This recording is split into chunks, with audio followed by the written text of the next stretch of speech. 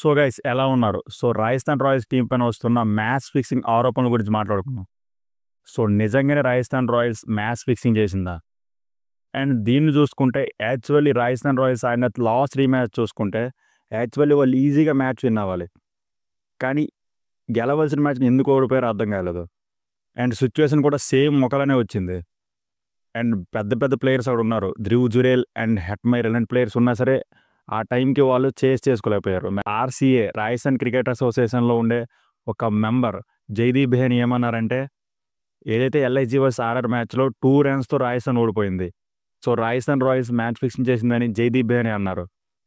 So Rajasthan Royals management ఏమనిందంటే, ఏ match fixing జరగలేదు, ఫెయిర్గానే ఆడుతున్నామని చెప్పారు.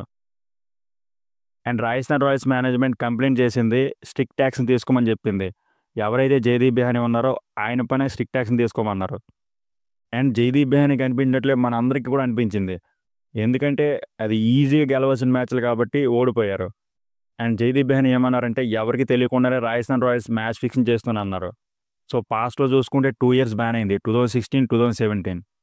So మరొకసారి ఈ రూమర్స్ కానీ నిజమయ్యాయంటే రాజస్థాన్ రాయల్స్ ఐపీఎల్ అయితే ఉండదు. అందుకని Rajasthan Royals management chief minister and Rajasthan cricket council కలిసింది. సో ఇందులో మా తప్పేమీ లేదని చెప్పింది. సో ఖచ్చితంగా ఈ విషయాన్ని గురించి రాజస్థాన్ క్రికెట్ కౌన్సిల్ అయితే ఆలోచిస్తుంది.